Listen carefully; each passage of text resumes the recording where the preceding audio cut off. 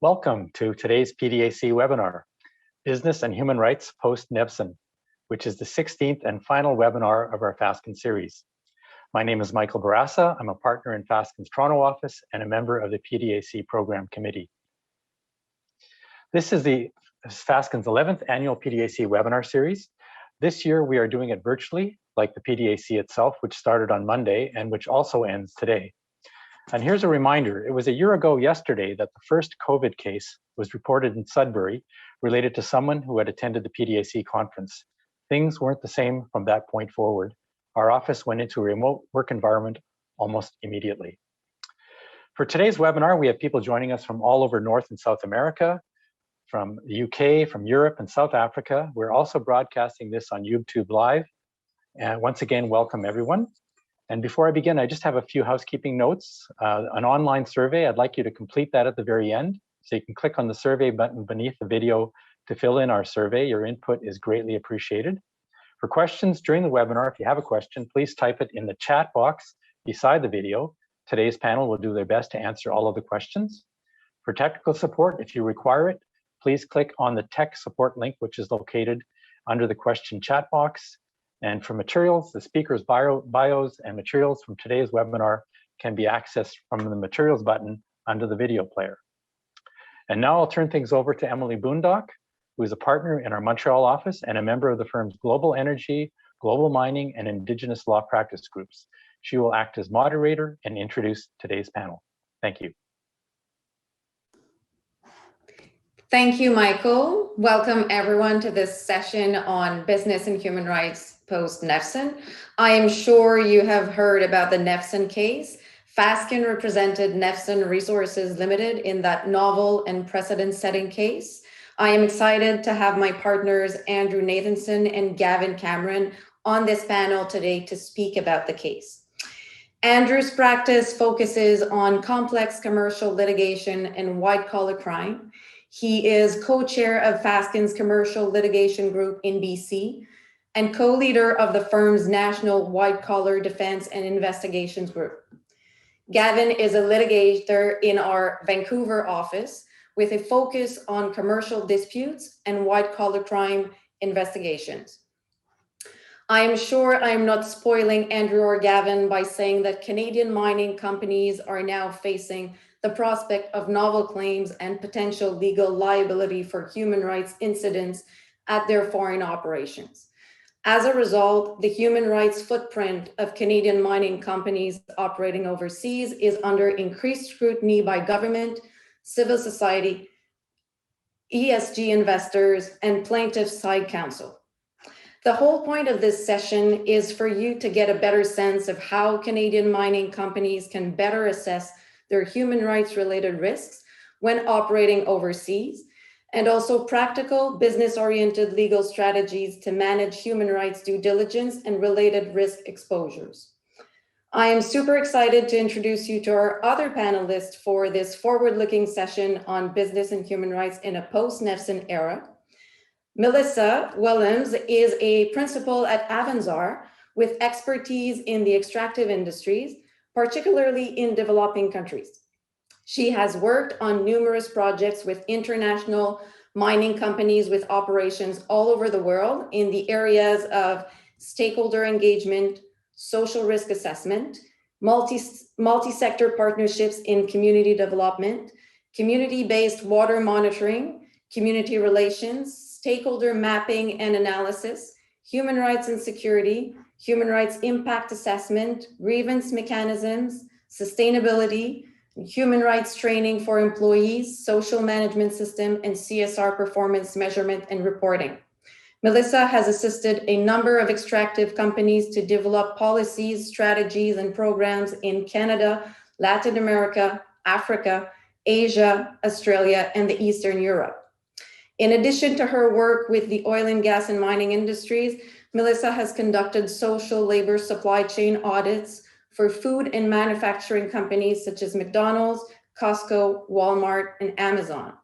She has experience with various international standards and frameworks relating to corporate sustainability, including, of course, the UN Guiding Principles on Business and Human Rights, the Global Reporting Initiative, the IFC performance standards, the voluntary principles on security and human rights, and the Mining Association of Canada's Towards Sustainable Mining Framework. Melissa is fluent in multiple languages and is a B-Commerce in International Business from the University of Calgary and an MA in International Development Studies from St. Mary's University. The last but not the least, my partner Kai Alderson. Kai is an energy and natural resources lawyer based in our Vancouver office. Clients seek out Kai's practical advice on complex asset acquisitions and dispositions, project development, and other challenging commercial matters. Before we dive into the specifics of human rights due diligence, Andrew and Gavin will set the stage for that discussion as they will share with us some of the lessons learned from the Nevsun case. Andrew and Gavin, over to you. Thanks very much, Emilie. Greetings, everyone from Vancouver, where I can report that the cherry blossoms are out. So Gavin and I led the Nevsun defense team, and we've been asked to speak today because we lived on the inside of that rare creature and actual international human rights case for 6 years. And Gavin in particular has the worn shoe leather and the passport stamps to prove it.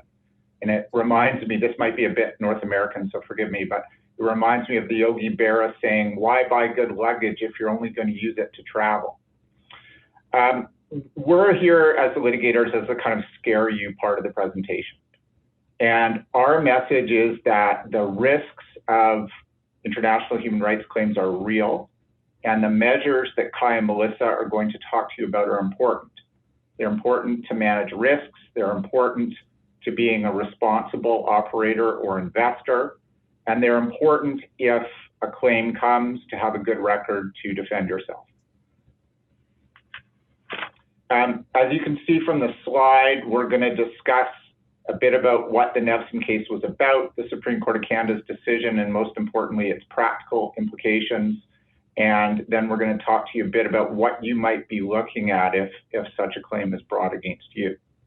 I want to be clear that we're only going to talk about the public aspects of the Nevsun case.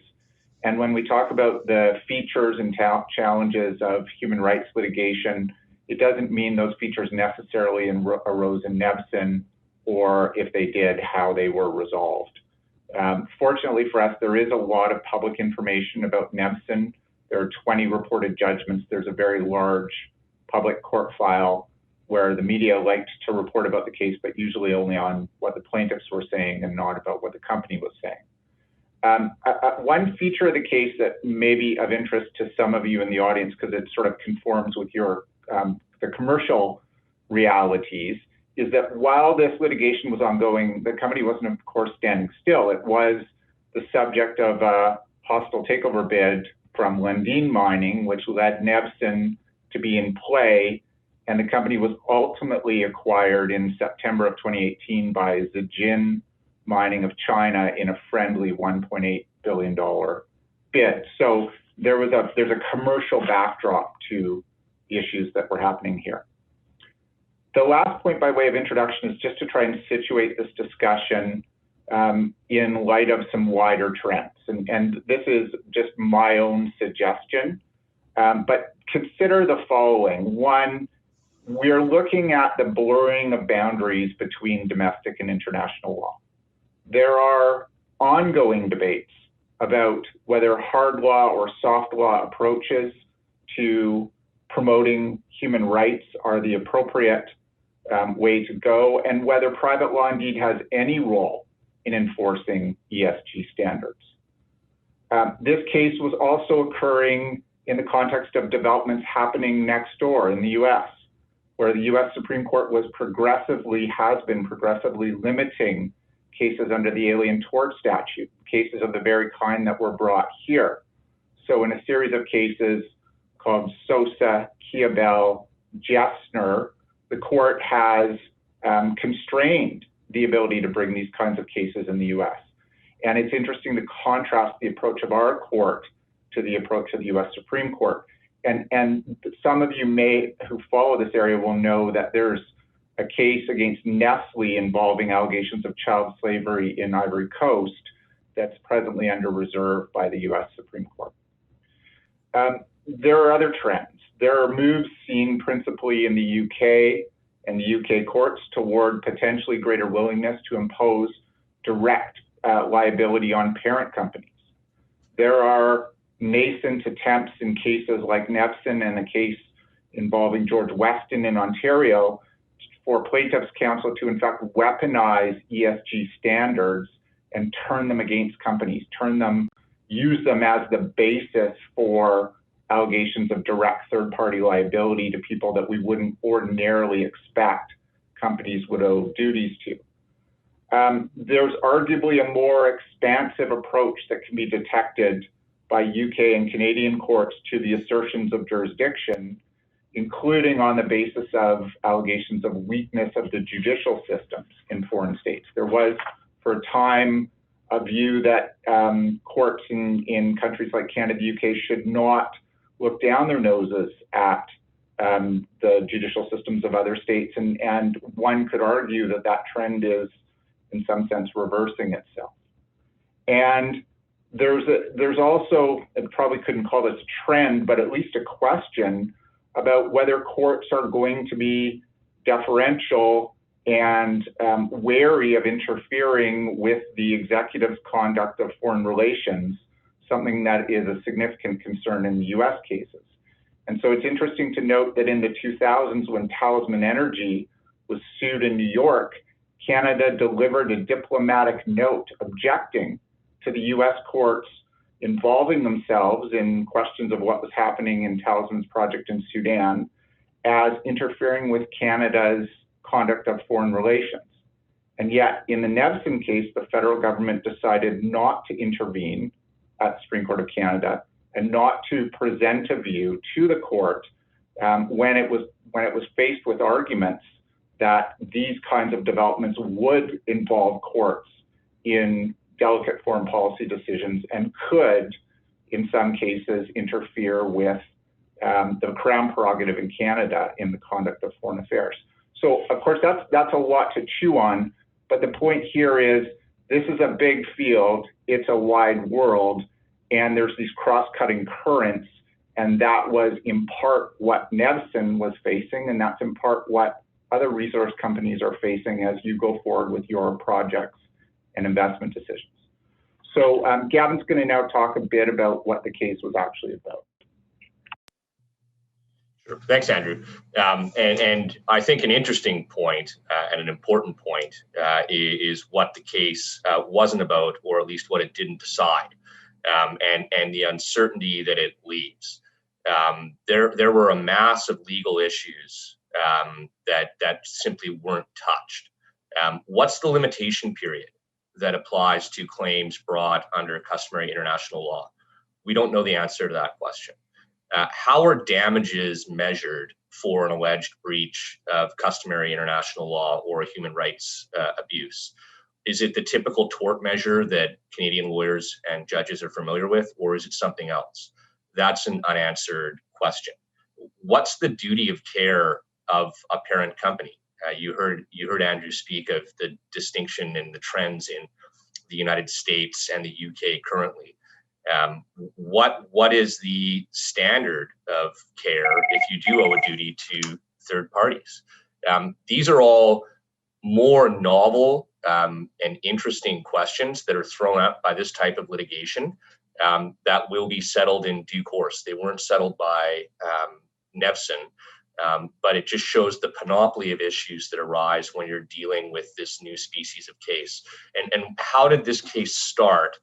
Well, it started as a representative action, so not a class action. And the reason it didn't start as a class action is under our Class Proceedings Act in British Columbia, you need to have a resident plaintiff. None of the individuals who brought claims or asserted claims against Nevson were in British Columbia at the time the lawsuit was started. They were located throughout the world, in Israel, in Western Europe, A couple of the gentlemen were in the United States of America, and there was ultimately one plaintiff who was in Alberta. And for those technical legal reasons, and I can only presuppose this because, of course, I didn't draft the claim, that's why a class proceeding wasn't commenced. So it was a representative action brought by 3 individual plaintiffs against Nevson and Nevson alone, not Nevson's indirect subsidiary, which had a 60% interest in the Bisha mine in Eritrea, not against the subcontractor who was alleged to have engaged in wrongdoing, but against the parent alone, which was headquartered and incorporated in British Columbia. The representative action purported to be brought on the basis of 1,000 or more individuals who were said to have worked at the Bisha mine in Eritrea and were said to have been forced to work there. There were a raft of allegations regarding human rights abuses, including some extreme allegations of physical abuse. There was no allegation that Nevson itself had engaged in that conduct, but the allegation was, to put it in a nutshell, and it was pled a number of different ways, but by doing business there and being involved in what transpired, you, the parent company, the publicly traded company, are liable for what allegedly transpired. So the case at its outset was said to be, there's 1,000 people and there's massive damages. That's how the case was put. There followed preliminary applications, 2 of which made it up to the Supreme Court of Canada, 1 of which didn't. The one that didn't is an important decision by our Supreme Court, which wasn't appealed, or pardon me, it was appealed, but the appeal was abandoned, to have a declaration that the matter could not proceed as a representative action, such that there couldn't be a class of 1,000 unknown people. If claims were to be brought, they had to be brought by individuals who showed up and said, yes, I want to sue. Ultimately, there were roughly 90 individuals who filed claims against Nevson. And those claims came in on a rolling basis over time. And again, the important question of limitation periods simply wasn't decided. As the litigation resolved by other means. You had cases coming in as late, I believe, as early 2019, when the first action was commenced in 2014. It goes to show that the scope and the metastasization of these cases, where you have aggressive PR campaigns and aggressive recruitment campaigns, the problem that you're dealing with may look bad on day one, and the numbers may get worse over time. So the case, at a level of generality, did turn on allegations of human rights abuses. It was put 2 ways. It was put on a very novel basis, that this constituted breaches of customary international law, and that breaches of customary international law are actionable. That's a question that divided the Supreme Court of Canada, who ultimately determined that those claims were not so radically defective that they were bound to fail, did not hold that they were bound to succeed, but said that's a matter that can proceed to trial. So that's now a live issue. A majority of the Supreme Court of Canada, and there was a vigorous dissent on this point, has said those type of claims are potentially viable. And then there was a more traditional pleading of what we would think of as more normal torts, be that negligence or conspiracy or other intentional torts. So the case was put 2 ways, one under BC law, one under international law, which was said to be part of the law of British Columbia. So, Andy, that's my, I think, 2-minute overview. I could go on forever, but I think that kind of sets the table as to what the pleadings were about, what the allegations were.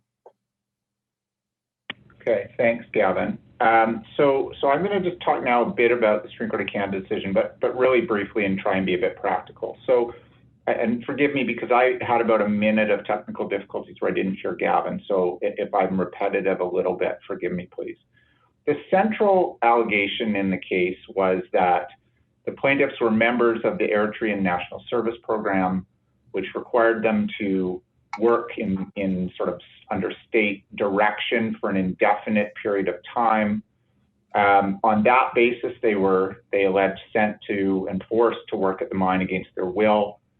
It was alleged that the Eritrean National Service Program is a system of forced labor and in fact constitutes a crime against humanity. It certainly has been criticized.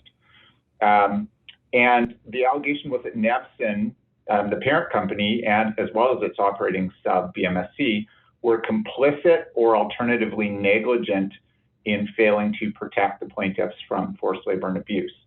And it's important to note that the allegations and the evidence as well were not that any people in the National Service Program were directly employed by the mine, but rather that they were supplied by an Eritrean parastatal contractor that was the only contractor that was authorized to operate in that region of the country. And it was alleged essentially that should have been stopped, should have been detected and stopped by the mining companies. And so when the case got to the Supreme Court of Canada, as Gavin points out, it gets distilled into some fairly kind of airy legal issues, because this, of course, wasn't an appeal at the end of a trial. It was appeal on pure questions of law. And so on the active state doctrine question, the court decided that while foreign states are immune under Canadian law from direct claims, there's no bar to suing someone like a resource company on the basis that they're an alleged accessory or benefited from or failed to stop the wrongs of the foreign state. And there's no bar, the court said, to deciding in the course of adjudicating a case like that the foreign state's domestic, public, or sovereign acts were unlawful or wrongful. And so that's a pretty significant holding. And Gavin has summarized, so I won't repeat it, the basis of the conclusion that the customary international law claims were not bound to fail. And unlike I would note in the US, where under Alien Tort Statute jurisprudence, only certain customary international law claims incorporated into US law can be advanced. Under our court's theory, any customary international law rules can be incorporated unless expressly ousted by Canadian legislation. So a much wider set of rules are potentially engaged under our court's decision. So why does this matter? So I'll give you a few suggestions for why. So first of all, Canadian parent companies, particularly but not necessarily exclusively limited to this problem, where they're engaged in projects in foreign states, where the state is a partner, where the state is a shareholder, where the state has some direct involvement, either directly or through a crown corporation or whatever, may find themselves in the unhappy position of being left alone to defend the public acts, the sovereign acts, the public policy decisions made by the foreign state, but without the full cooperation or evidence, or without the foreign state making its case directly to the Canadian courts. So for example, maybe the parent company may be forced to stand up in a Canadian court and defend how the state deals with Indigenous people, or defend the state's environmental regulation of a project, or defend, as in the Nathanson case, if the company chooses to do so, the way that the state organizes its labor practices. And not only might a resource company have to do that, but it would have to do that to a Canadian judge who may be very far removed from an appreciation based on language, culture, history, contexts, political exigencies that went into the policy choices that the foreign state has made. And at the same time, the company may be forced to be squeezed on the other end. So you can imagine that the public officials of the foreign state may not be very happy with the idea that a Canadian judge is going to sit in judgment on what I think traditionally would be regarded as public policy choices that would be immune. And indeed, that's one of the points of state immunity, is to prevent any direct challenge to those kinds of decisions of foreign states. Foreign states' commercial acts are not immune, but their public acts are. So that's an unenviable position that the current jurisprudence may put Canadian companies in. The second practical consequence of the court's decision is that it creates uncertainty. And so, for example, as Gavin has pointed out, for customary international law, what law applies? What are the rules? Customary international law is famously nebulous, and as the powerful dissent in the Supreme Court of Canada points out, there are significant practical and jurisprudential difficulties in asking Canadian judges who are not experienced in international law to find out what CIL is and to apply it. The second point, Gavin, I think, did allude to this, is that potentially the application of customary international law, potentially, not for sure, but it may increase financial exposure. So are damages for breach of an international law prohibition on torture or forced labor, are they purely compensatory? Or do they have a public law component like charter damages in Canada do? If the resource companies aren't the foreign state, should they be treated as if they are? Are punitive damages available for such claims? So, for example, one argument is a finding of torture would suggest that there ought to be punitive damages. On the other hand, punitive damages are not available at international law, which was created on the basis of the rules of state responsibility. It wasn't created for the purposes of addressing private law wrongs. So these are those are just the beginning of a list of a long set of questions that would have to be worked out.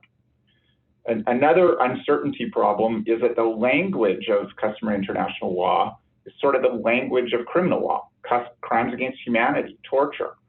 But that language, that framing claims in those terms does provide a powerful narrative to plaintiffs and to opponents of projects.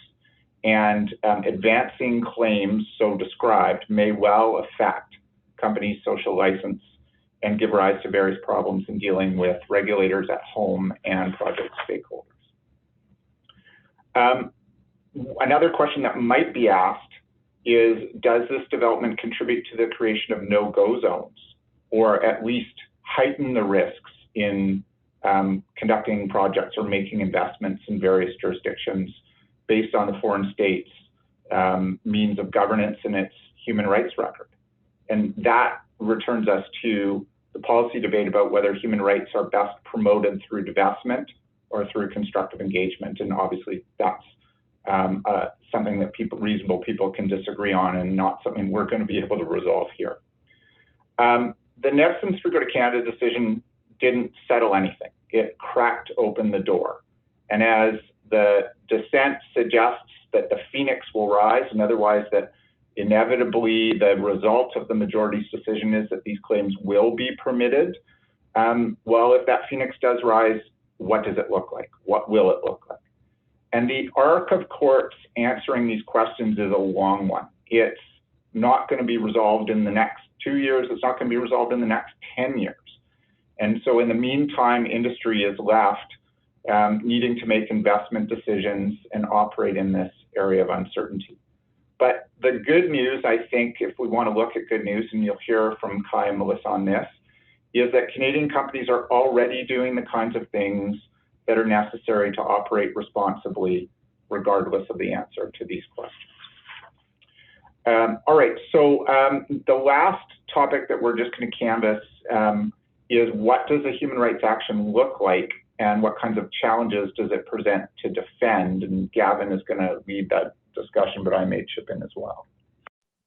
Sure, and we only have a few minutes left in our segment, and people hopefully are more interested in hearing about solutions from Kai and Melissa than problems from you and I. But there is a laundry list of problems involved with defending these types of actions, which take place while the underlying alleged events take place overseas, probably in a jurisdiction where English may not be the primary language, and plaintiffs may be far flung as they were in Nevson.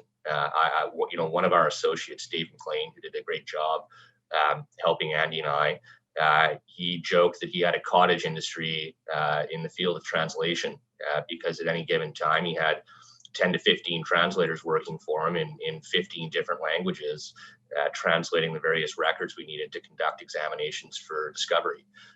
Those discoveries took place all over the world. I was on an airplane, a few times a month, flying to various places to examine plaintiffs for discovery. In our limited time, some constructive thoughts are insurance issues. Are you insured? What policies do you have that may respond to this beast that might be unleashed on you? One of the factors or things that happened in Nevsun is a couple years into the litigation, the former chief executive officer and a director of the company, the plaintiffs applied to add him personally as a defendant. What steps do you have in place as a board of directors or as individual directors to try and prevent that from happening to you? So it's important to look at how can the parent protect itself or try to insulate itself through good practices as to what's happening overseas, but how can the individuals do that as well?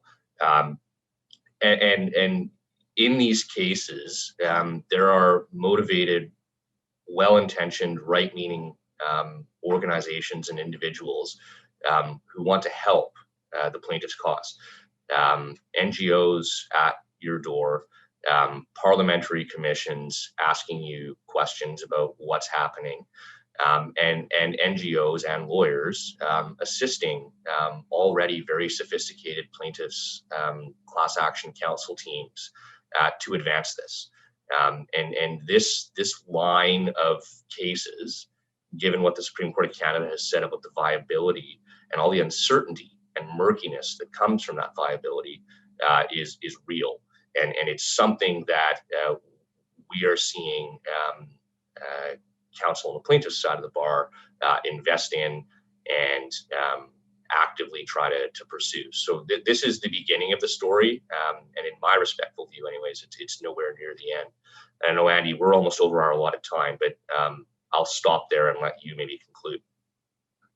So just a couple of bullet points to build on that. So when you listen to Melissa and Kai, keep in mind that your due diligence, your policies, the quality of your follow-up, particularly at the operation company level, need to be thoughtful and specifically tailored to the risks of the project. And if you do that well, then you're going to set yourself up well.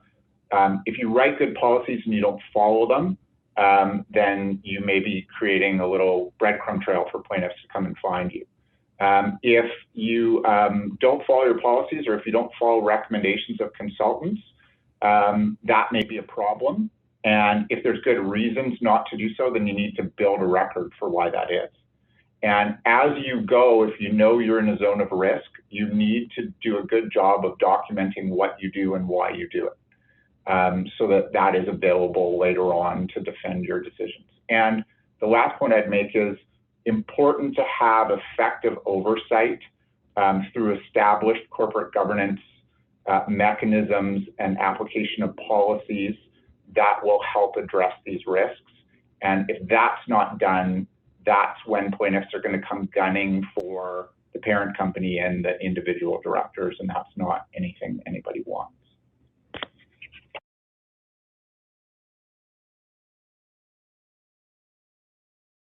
And thank you for all of you virtually who we can't see for listening to our segment. I think we're now to turn it over to Melissa, who can talk about solutions and proactive measures instead of problems, and we'll do that now.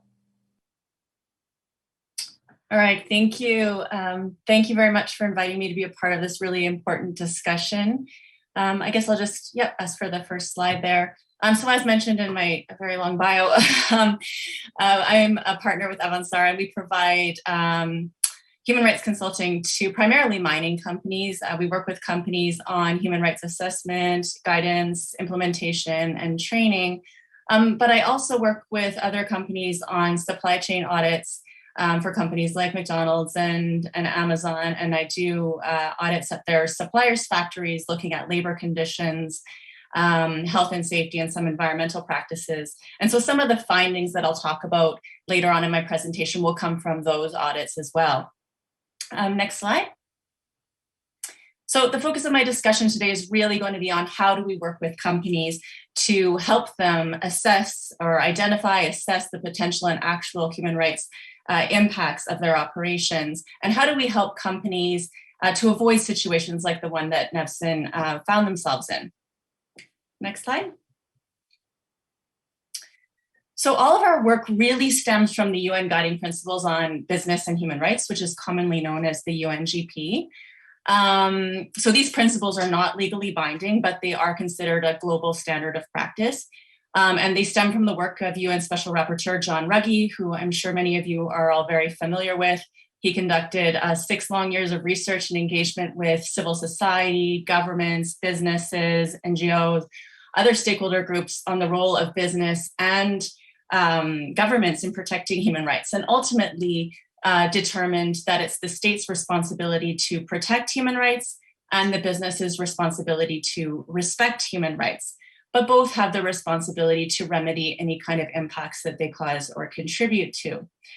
I'm going to focus largely on the one area of like implementation of this respect for human rights, which is the due diligence component.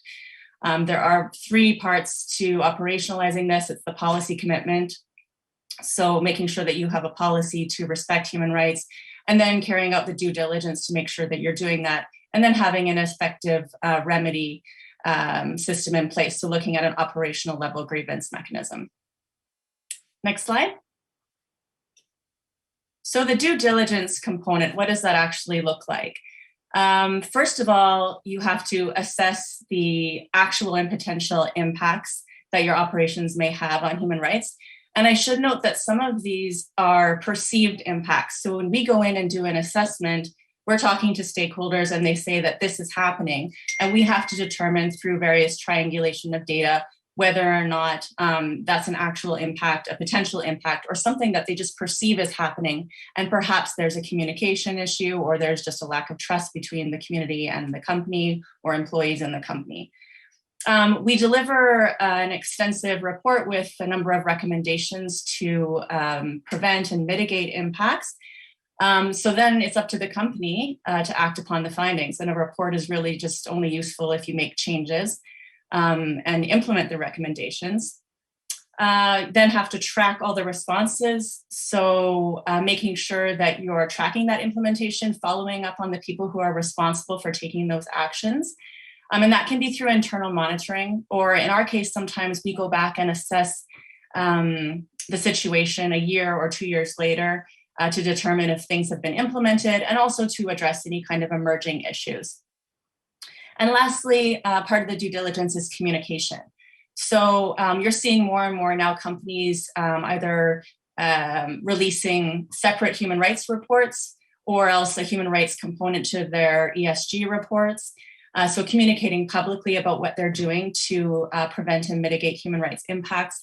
But also really important, and I think this is where we see a huge gap, is communicating the results back to the people who were involved in the assessment process. So communicating back to the employees and the contractors and the community members that were interviewed as part of the process. What did we find out, and what are we going to do about it? We often get questions from community members asking, will we find out what the results are of this assessment?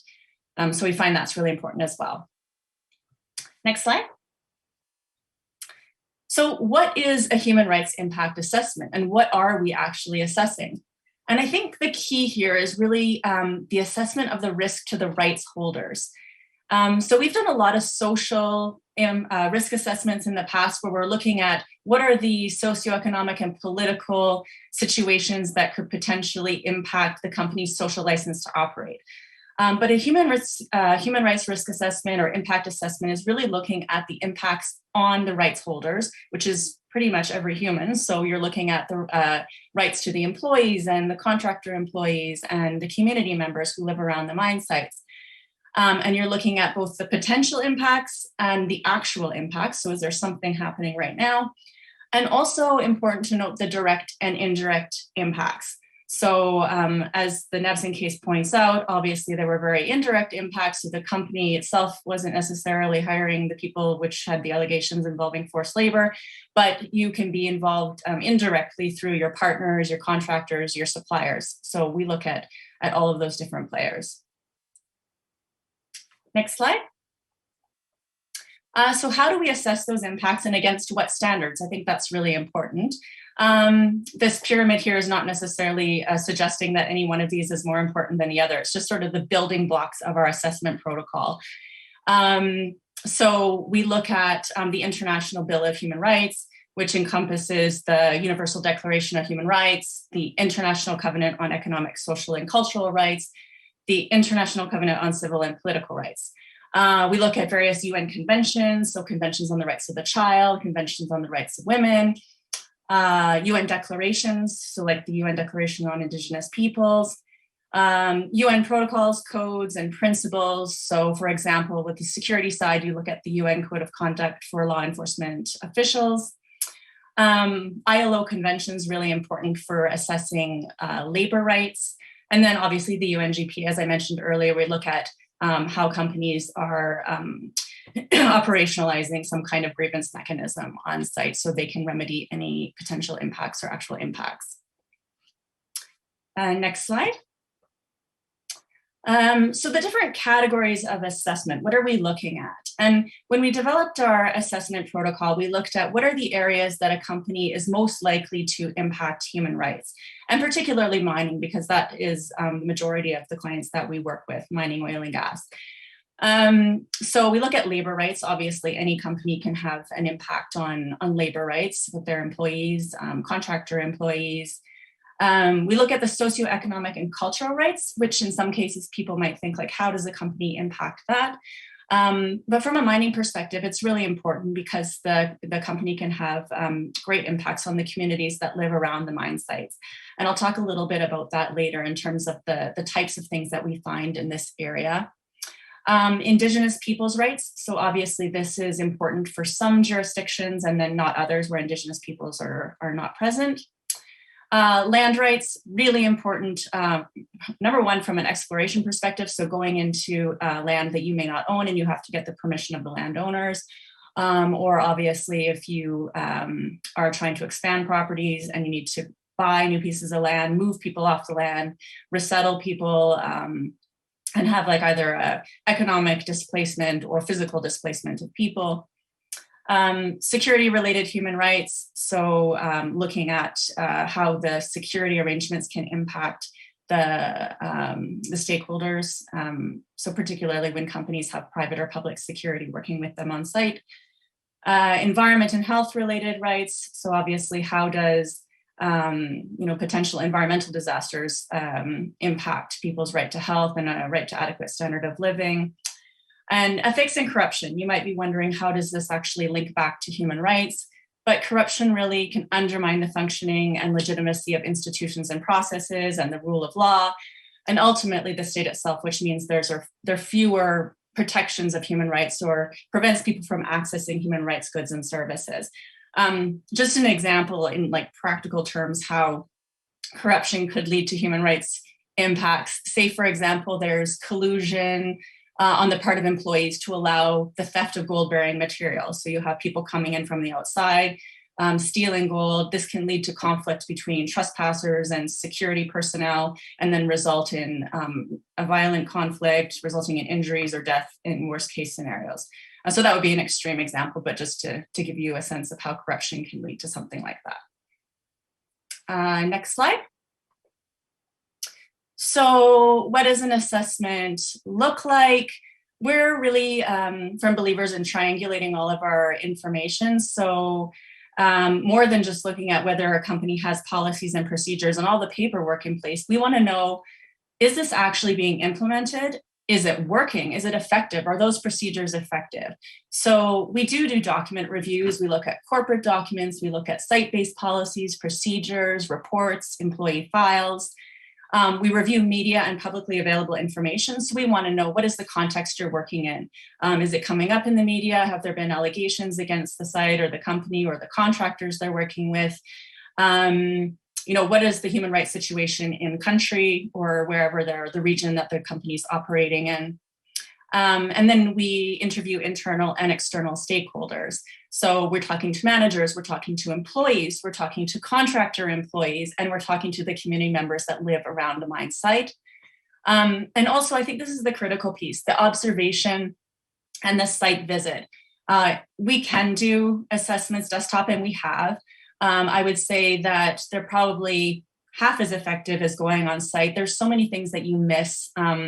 We've gone on sites where you've observed people not wearing mandatory PPE, as an example, factory visits I've been to where emergency exits are blocked, or weapons that are not being stored properly. You can see how accidents can happen. Just things that you spot in person that you would never see from doing a desktop assessment.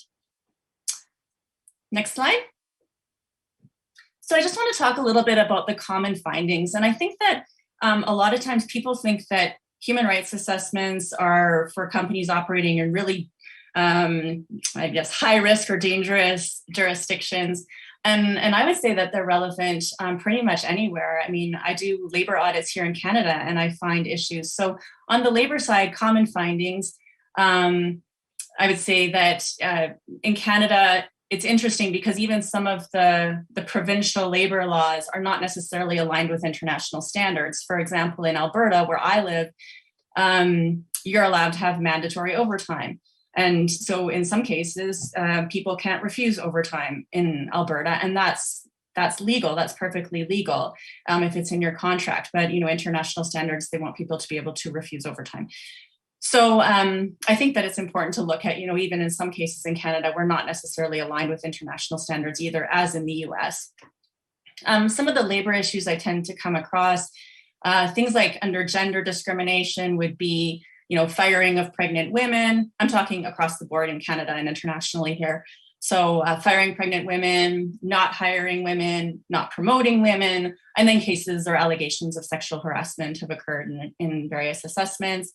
Working hours. So we found, people working without legally required time off. In some cases, working a month straight with no days off, or in one case, it was 3 months straight with no days off. People not getting paid for overtime or not being able to refuse overtime, as I mentioned, not getting maternity leave or paternity leave or annual leave.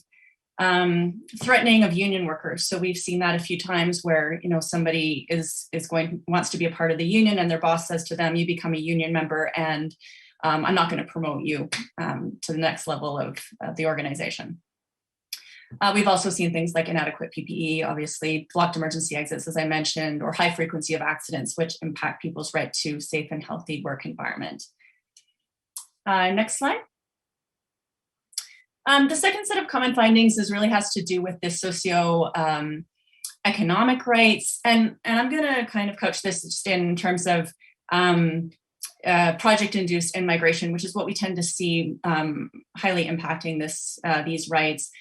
We've seen a lot of cases where mines can attract a large number of people. There's a huge influx to the area. Towns that had 5,000 people now have 50,000 people. And if it's not managed properly with the government in advance, then we do tend to see things like huge strains on medical centers, on schools, on housing. So you see classrooms overcrowded. We've seen girls leaving school early. So, age 12, 13, 14, becoming prostitutes because they can earn more money there than they can going to school. Increase in housing prices, food prices, which is fine for the mine workers, but people who don't work in the area all of a sudden are at a disadvantage.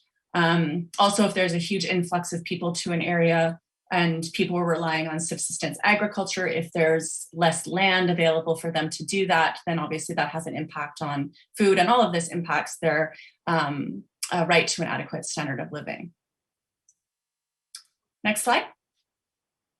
The third set of common findings really has to do with impacts on the right to clean and safe drinking water, which was officially recognized as a right by the UN in 2010. You can imagine with mining, mining tends to use a lot of water.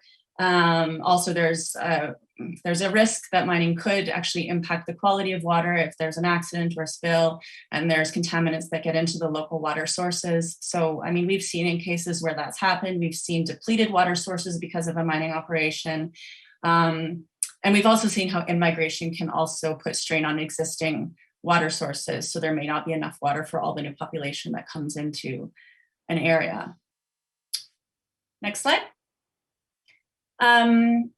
This one, security-related human rights impacts. Now, this isn't really something that we've seen to be a huge issue in Canada, but certainly overseas and in cases where you have higher levels of organized crime, violence, tribal conflict, civil war, high poverty levels, or there's a lot of artisanal miners in the area and you have issues with them trying to get on site, trespassing on site. So companies tend to have private security or at least public security there.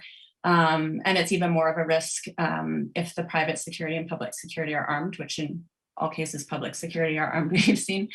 But these are some of the more serious issues, and there's been some public cases that I'm sure you're all very familiar with. One of the ones that I think really raised a flag initially for the industry was the case of Glamis Gold, which was the owner of the Marlin mine in Guatemala years ago, and then later taken over by Goldcorp. So in 2005, there was a death of a protester when there was a roadblock against the mining company, and there was allegations of excessive use of force against public security forces, although no one was prosecuted or charged in the end. But I think what it did was it really put a spotlight on Glamis Gold and its responsibility to ensure that future incidents did not occur in relation to the mine. And then that obviously went on to Goldcorp for making sure that they were mitigating those potential risks as well.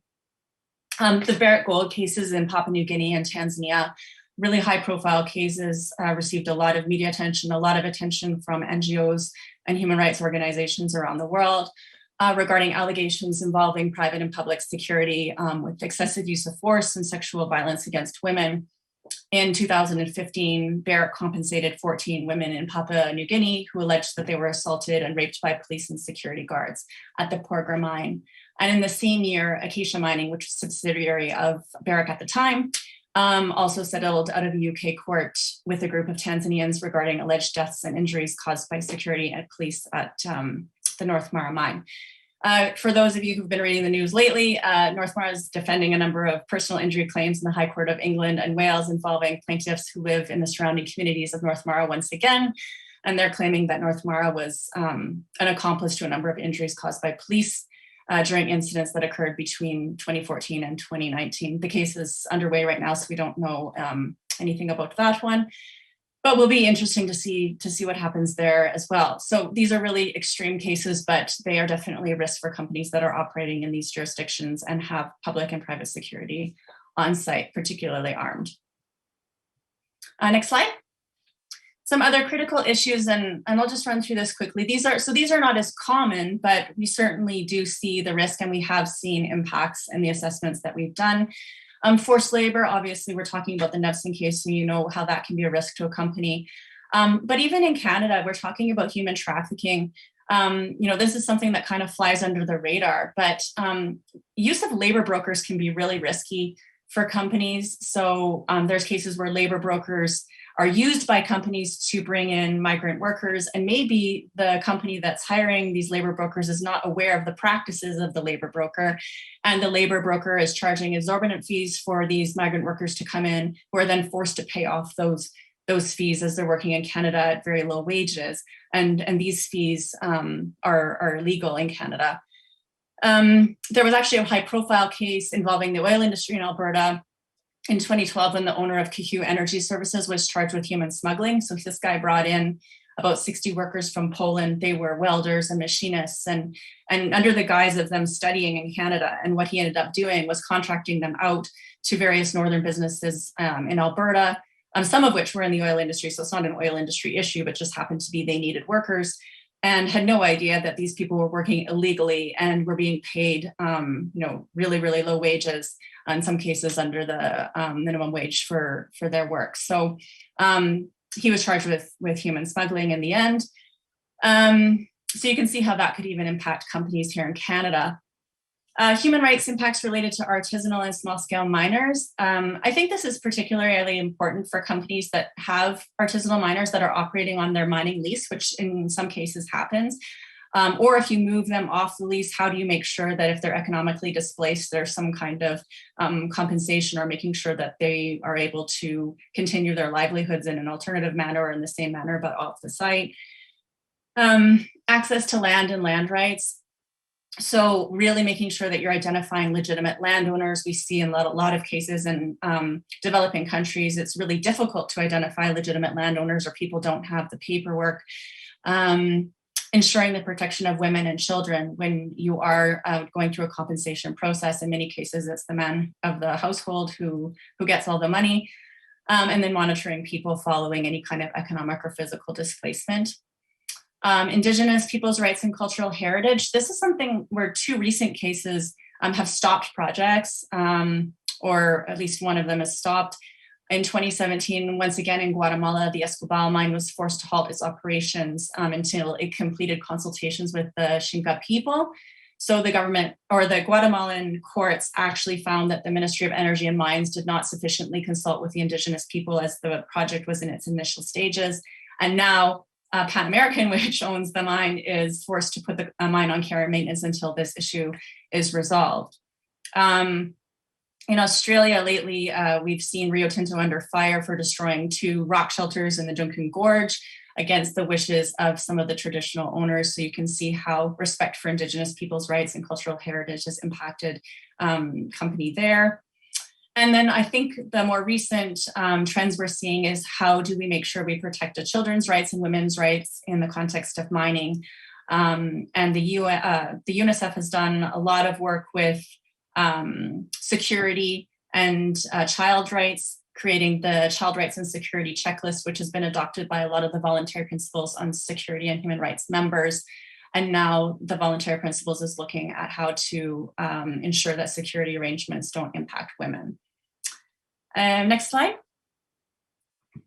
So I would say that in addition to the work that we do on the assessment, and something that's kind of complementary to the assessment work, is human rights training and awareness and capacity building, particularly for managers and contractors on site. So one of the things that we do sometimes is training in addition to the assessment, to get the managers and employees to understand, what are their rights, what are their responsibilities, how do you identify human rights related risks and impacts from like a practical standpoint in their job every day? What is the role of the company to mitigate those impacts and explore ways to mitigate those risks and impacts? And we tend to do that through really participatory training and putting people through, activities and role plays and scenario analysis, so they really get a sense of how to apply that in practice. And we've seen that this really helps them understand the findings and understand the assessment processes as we go through everything. And that in a nutshell is how we really work with companies to help on that due diligence side and mitigate against any kind of potential impacts. And with that, I will pass everything over to Kai. Thanks a lot, Melissa. And thank you all for joining us today. Really appreciate you spending the time to learn a little bit about this area, which, as we've heard, is becoming increasingly important and more complex. We've heard from Gavin and Andy about some of the challenges related to business and human rights litigation, and we've heard from Melissa a very useful overview of just the breadth and challenges of conducting on-the-ground human rights impacts assessment. And I come at this area from a very different perspective, because I'm coming at this area from the perspective of a business lawyer. And I think the most general description of what I do to help companies is to, anticipate the kinds of risks that can arise, help them to address those risks before they become liabilities rather than afterwards. And I do that with a very particular set of tools. And those tools are really, really boring. They're things like term sheets and due diligence checklists and exquisitely crafted boilerplate contract clauses in project agreements. So, you know, that sounds very normal and very prosaic, and it's you know, it's not at all the kind of exciting things that Andy, Gavin, and Melissa have been talking about. But I think it's this the sort of the boring business law aspects that are going to be increasingly important over the next 5 to 10 years in the world of business and human rights law. Even though I may get far fewer air miles than Gavin and Melissa do, I think this is where an important growth area is, and I hope by the end of the short presentation, I'll have convinced at least a few of you that this may be true. A little bit more about my personal background. I mean, I've really been engaged in this area for a long, long time. Even before I became a lawyer, I started my career in academia, studying how human rights norms emerge and spread in the international system from an academic perspective. And then I went to work in what is now known as the ESG investment sector, which included talking to companies and filing shareholder resolutions relating to business and human rights. So I've been watching this space for more than 20 years. And I'd say we're really at a unique place right now, in the sense that we're really at what feels like a bit of a turning point. It's a pretty common trope in this kind of presentation and we've already heard a little bit about terminology like soft law and hard law. And it's very often to describe the field as sort of an evolutionary or developmental story where the world moves from soft law to hard law. And when I'm helping clients, I find that, I mean, that's a very good description of what the history looks like and how the history of this area will be written. But that's not very useful when you come down to advising clients on what they should do next. And the reason it's not useful is twofold. On the one hand, soft law norms can have very real consequences for businesses, as we've already discussed, a couple of the examples that Melissa brought up. And also the line separating hard law from soft law does seem to be shifting and seems to be under challenge. We don't know yet where the law will land, but plaintiffs' counsel at least are advancing novel legal theories and meeting with some success. And as Andrew mentioned, you know, it may be 10 years before the law is fully settled. It feels a lot to me like it's almost like we've discovered a new room in our house that we never knew existed. And the problem is right now, we know it's there, but we don't know how large the room is. It could be the size of a closet. It could be the size of a ballroom. And we certainly don't have enough light in this area yet to know how the furniture is laid out and arranged. So it's really hard and challenging. And for all of the general counsel who may be on this call, whose job it is to guide their mining companies through this uncertain period, I really understand the challenge that you're facing. I think there are two easy responses to this uncertainty, neither of which are really sustainable. On the one hand, in-house counsel and their external legal advisors can just delegate the job of business and human rights to in-house sustainability teams and external consultants like Melissa. After all, these are the folks who have been primarily shaping this field for years, and they really do bring decades of valuable on-the-ground experience to the table. So not wanting to downplay the value that can be added by the experts, but they're seldom legally trained, and that can present challenges in this kind of time when things are very uncertain and it's not clear exactly how the law is evolving. The other alternative, the other simple answer, and I think I see this more often, and so perhaps it's the most tempting, is to try to limit risk by retrenching, to claw back on exposure, to say no to new human rights related policies and initiatives, at least temporarily until the legal landscape gets clarified. I'm not sure that's any more sustainable than the delegation model. because although there are some paradoxical implications of the recent case law, particularly in the UK, I just don't see how a court would reward a company for taking a see no evil approach if they have tangible human rights exposures and just decide that they'll manage the risk by pretending it isn't there.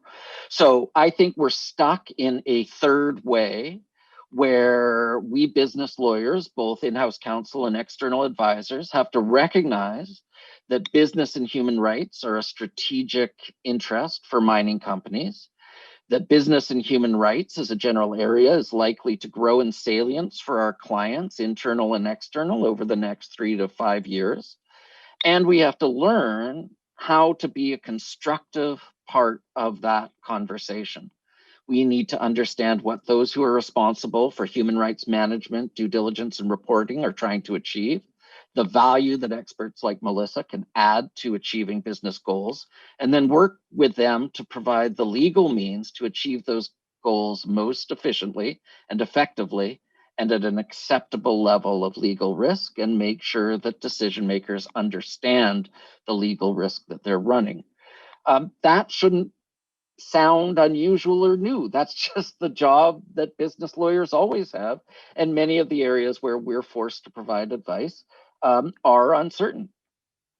So why do I say that business and human rights as a general area are going to become more salient over the next 3 to 4 years?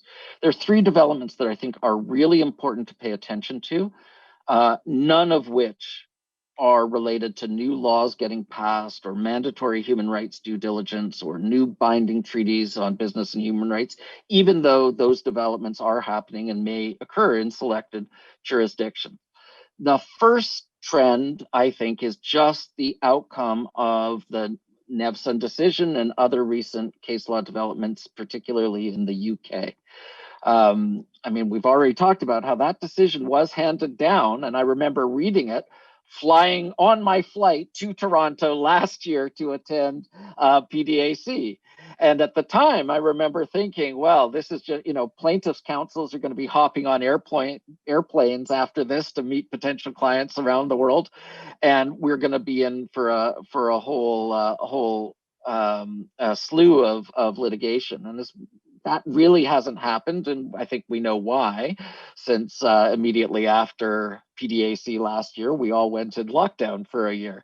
But I think it is plausible to believe that that is just a delay, and it hasn't been, that risk hasn't been removed. So one aspect is increased litigation risk. The second is and increased litigation risk, as we've heard, where the actual outlines of the law are largely unsettled. The second area that I think is highly significant is trends in the ESG investing space. So in 2020, the UN-linked Principles for Responsible Investment published an important document called Why and How Investors Should Act on Human Rights. And they announced a very concrete plan to encourage institutional investors to focus more on business and human rights, particularly compliance with the UN guiding principles. Now, that plan said 2020 was the year to raise awareness, and over the next 2 to 3 years, this area will become an increasing focus, and encouraging participants in the PRI to adopt principles and even grievance mechanisms at the institutional investor level linked to the UNGPs. And you can see that same kind of trajectory happening in climate change, where this trend started amongst ESG investors as a voluntary initiative's emphasis on disclosure, and now it's become much more widespread and embedded in the institutional investing environment. And I think if you look back at how that trajectory occurred, we can expect something similar in the area of business and human rights over the next 2 to 5 years. Finally, the Equator Principles are also significant. Many on the call will know about the Equator Principles, of course. These started as a voluntary standard on financial institutions engaged in project finance. It's grown from 10 companies to over 100 115 financial institutions. And the fourth iteration of the Equator Principles, which was released in July 2020, really emphasized new aspects of human rights, particularly in respect of requiring, in some cases, human rights impact assessments. So that's another area where you have external actors who will be focused on human rights performance. All of these developments are mutually reinforcing because you have external actors who will be pressuring companies on a voluntary basis or quasi-voluntary basis to disclose information about their performance and to adopt policies. And then on the other hand, you have this very unclear potential legal liability also emerging. So where does that leave us? I think this is why I'm saying that this is an area that corporate lawyers, in-house counsel, and external advisors really need to get their heads around. I want to make sure we leave plenty of time for questions, so I'm just going to run quickly through the 6 areas that I wanted to touch on, and then we can pick up on details about these in the question and answer period. And I want to give fair warning that these are going to sound really basic and not at all sexy. And there's a good reason for that, because my entire theme is that business and human rights needs to become just a normal routine part of the job for us corporate lawyers. So here's my very clickbaity list of top 6 business and human rights things that business lawyers need to know and do. First, we need to focus, get a lot more attuned to human rights issues in due diligence processes. There's an important thing I want to draw people's attention to, which is in the business and human rights world, due diligence has a broader connotation than it does for us transactional lawyers. So when Melissa talks about human rights due diligence, and I think you saw that in her presentation, it really is a broader kind of impact assessment management system style approach. So when I talk about due diligence, I'm talking about good old-fashioned transactional due diligence. I think it's very important increasingly to ask questions relating to human rights performance and bring advisors on board who can parse the answers, understand what the answers mean, and identify potential risk. Because it is very possible, and we've heard a number of cases that Melissa mentioned, where companies have stepped into issues in when they purchase projects or companies. Also, if you're operating in a very sensitive area, or you are operating a project that has had problems in the past, you'll want to expand the scope of your due diligence to include not only transactional due diligence, but also taking a hard look at key project partners. Next one I want to talk about is managing disclosures. This is second on my list, and I mean disclosures very, very broadly. I've mentioned already ESG investors before. Institutional investors, although divestment campaigns grab the headlines, the much more significant activity of institutional investors is the sort of the annual cycle of asking questions, evaluating performance, sustainability checklists that you'll have to respond to, possibly shareholder resolutions, and just ongoing dialogue. And that's going to become much more important and significant and commonplace in the business and human rights area. And the other thing that I think will be a little novel is that we're seeing a greater emphasis sort of on companies within the supply chain for a project taking it on themselves to engage on particularly controversial projects. So you might, if you have if there's a controversial project, there may be a publicly listed engineering company involved in construction, and they may be getting pressure from their institutional investors to engage with the project proponent on the issues. And so you may get questions from very important strategic partners. And so understanding how to engage across a broad range of responses to a broad range of actors on human rights issues without increasing your future risk and without introducing friction into those relationships are going to be very, very important.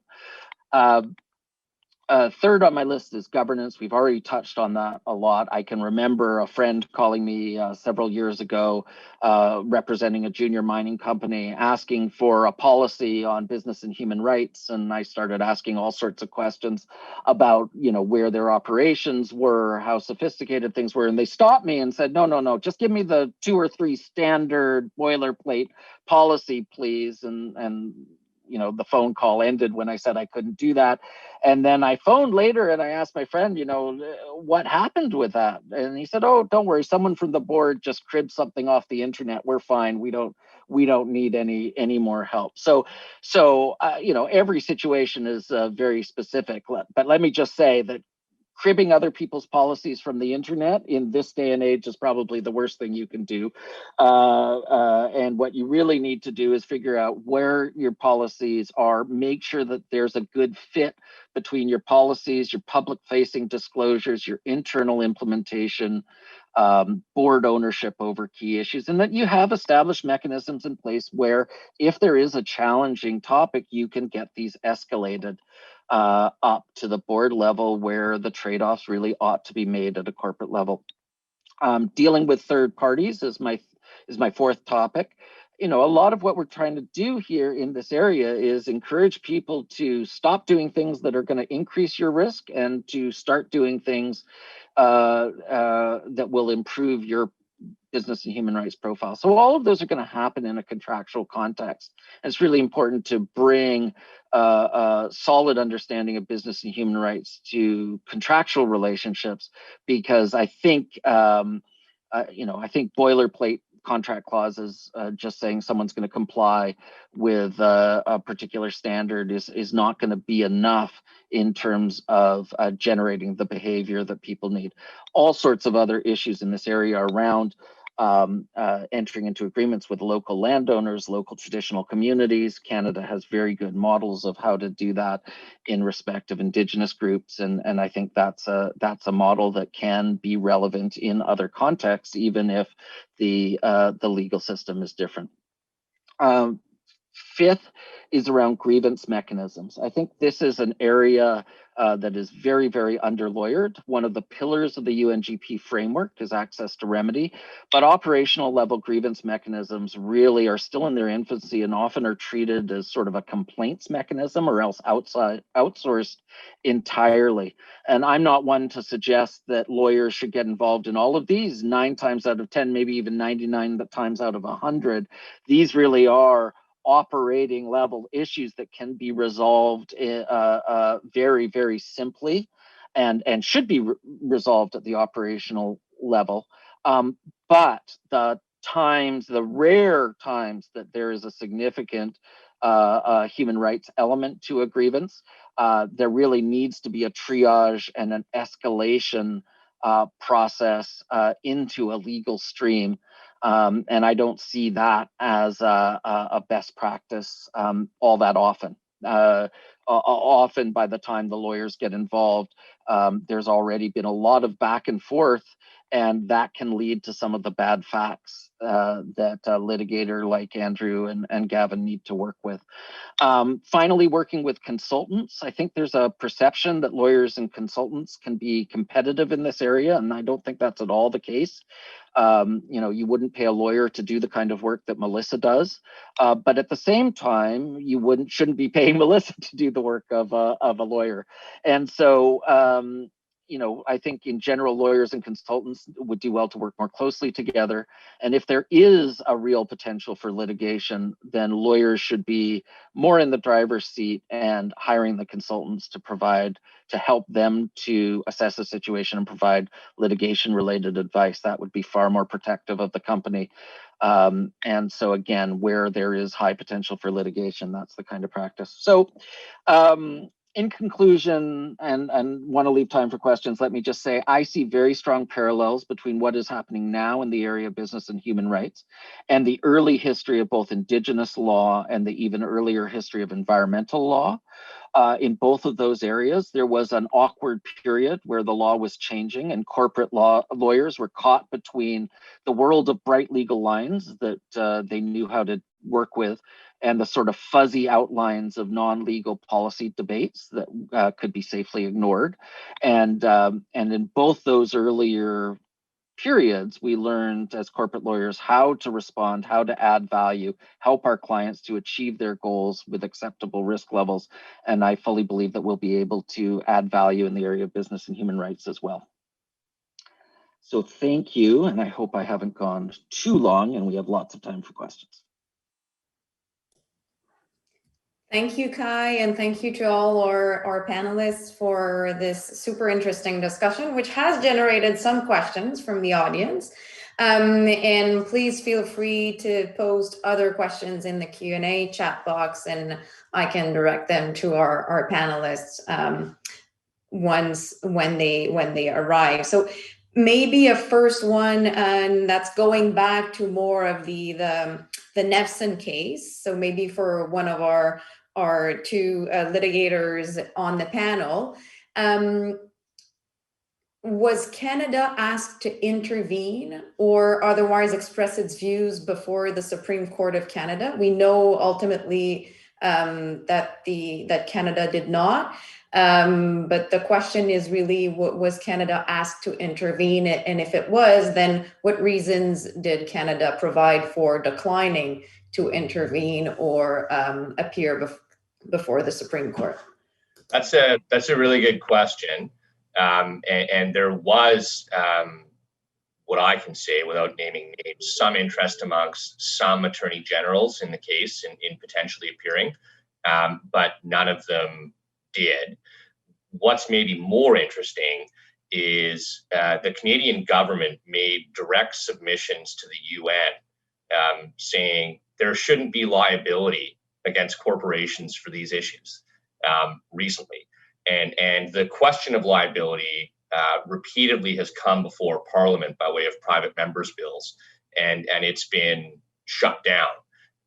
So no, and of course one can't force the Attorney General to intervene. The Attorney General does have a right of audience before the Supreme Court of Canada, but they weren't there. And I can't speculate on why they weren't. All I can say is that the past positions of the government before the UN and other bodies are quite a bit different from what the Supreme Court of Canada did. I mean, Andrew, what do you think? Yeah, that's right. The government doesn't give reasons for why they didn't intervene, and no doubt there are a bunch of political calculuses that are at play. The one other point I would just make, one of the arguments that we made was, for example, forced labor is the subject of international treaties, and there's a 2014 protocol to forced labor conventions, which date back into the early century, that aims to strengthen remedies. But that protocol hasn't been adopted in Canada. And one of the arguments we made, which didn't succeed, was, look, if courts are going to create remedies on their own through their ability to incrementally advance common law, you're basically taking away the legislative decision from Parliament, which has got a treaty lying there that we're a state party to, but hasn't decided to sign the protocol or to implement it domestically, or how to do that. And is this really the kind of decision that courts are better suited to make than Parliament, which is where we normally do law reform and weigh kind of difficult policy choices? But that's me as the guy who lost 5-4 feeling a little bit frustrated. But the short answer is, Gavin's right, we don't know why the Attorney General of Canada decided not to intervene. Thank you both. I'll move to another question, and that's, I think, for all of you. So let's take a mining company that has subsidiaries operating overseas. So the question is, should the parent company adopt a human rights policy and human rights assessment and management system that then is also applicable to its subsidiaries, or should the approach be rather to have a set of instruments adopted by the parent and then have the subs adopt their own and conduct their own assessment and in a way keep their due diligence and assessments in their local operations? Who wants to start? Maybe I'll lead off. Or Melissa, were you I mean, I can talk from experience, and I'm not from a legal perspective. I'm not going to say which one is legally better or not. I'll leave that up to Guy and everyone else. But from experience, I really think it depends on how the company is structured. I mean, I've worked with clients that have gone from a centralized model to a decentralized model, then back to a centralized model. In terms of how they're managing all of their audits. It could be environmental, whatever it may be. And there's benefits and challenges to both. I would say that one thing that we do think is important is that if there is a corporate policy or procedure that's established, that the sites are sometimes given a little bit of leeway to adapt it for the local context. In some cases, it needs to be strengthened a little bit, like if the corporate policy is addressing the risks in Canada, but then you go into somewhere in a more risky jurisdiction in Africa, where maybe the legal framework is not so strong, and so you need to bolster that a little bit. And in other cases where you need to adapt procedures so they abide by local laws as well. So, for example, with the voluntary principles on security and human rights, we've seen procedures for arrest that have been developed at the corporate level, but we want to make sure that that arrest procedure is adapted to the local context and what is required for like a civilian arrest, for example, in Tanzania.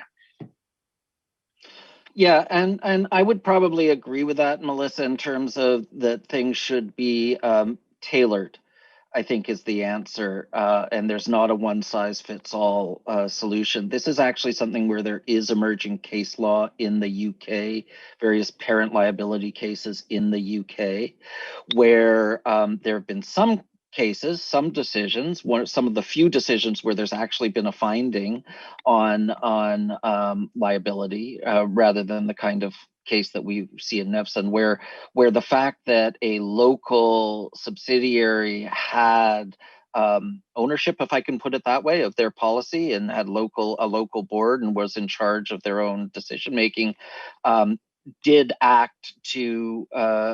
lead the court to not find liability in the parent company. At the same time, a recent decision relating to a Royal Dutch Shell in Nigeria, if you look at the Court of Appeal decision, they were working hard to sort of cut out or carve out corporate level policies and say corporate level policies didn't set up the potential liability, whereas the Supreme Court in the UK, when it recently decided the question, said no. If it's the global entity that is deciding things on the ground, then that is at least enough to create a triable issue. So we don't yet know exactly how this will work out, but what I can say is it really has to be tailored to the facts, and no one should think that somehow there are magic words in their policy that if they just delete the magic words, then they will be avoiding all liability. Thank you. But any additional comments on this one? Or maybe I have one that's more directed to Gavin and Andrew. And you mentioned earlier that in the Nathanson case, there were certain allegations that were directed to individual officers within the corporation. And of course, potential liability for officers and board members is certainly a deterrent to recruitment of qualified officers and board members for mining companies. What steps can a board member or an officer can take to avoid being brought in a case as a named party involving alleged human rights abuses? I'll go briefly, then let Andrew talk. But there is no good answer to this question because the threshold for being added as a defendant in a lawsuit, as we all know, is very low. The allegations don't have to be true. The allegations might not be provable, but if there's some basis in fact for it, you can be brought in. So the best answer is make sure that you have a D&O policy that is going to cover you well. for these allegations if you have operations in high-risk jurisdictions where the litigation arising from it, the fees to deal with it and put it to bed won't be in the six figures, but in the sevens. Yeah, I think that's right. And this is obviously a concern, and an area of concern is that this can be done tactically, right? That plaintiffs may try and do this in order to exert pressure on defendants. And so Gavin's right, you can't prevent it. Other things that you will want to consider are ensuring that you have good indemnities. And if you're going to accept an appointment to the board of the subsidiary as well as the parent company, that's something that you're going to want to think about, having proper indemnities and proper protections for that as well. And under Canadian law, at least, you can't be sued as a director and officer just by virtue of the fact that you were on the board. You actually have to have engaged personally in some conduct that can be alleged to be wrongful. So the mere fact of appointment shouldn't attract any liability, but creative plaintiffs' counsel, if they can point to actual decisions or omissions in which an individual director or officer participated in, then it is hard to keep people out of lawsuits. But at the same time, there's a growing view, at least in Canadian courts, that they are going to be willing to scrutinize those kinds of claims with a view to ensuring that they're not purely tactical, and that is a proper consideration. Thank you all. I'm mindful of the time. I know there were still a couple of questions, but I know we all have busy schedules, so we'll wrap it up right now. Thank you very much, Melissa, Andrew, Gavin, and Kai for this discussion. And thank you to all of our participants who participated or who attended the session today. And I hope you all have a great day and a nice weekend.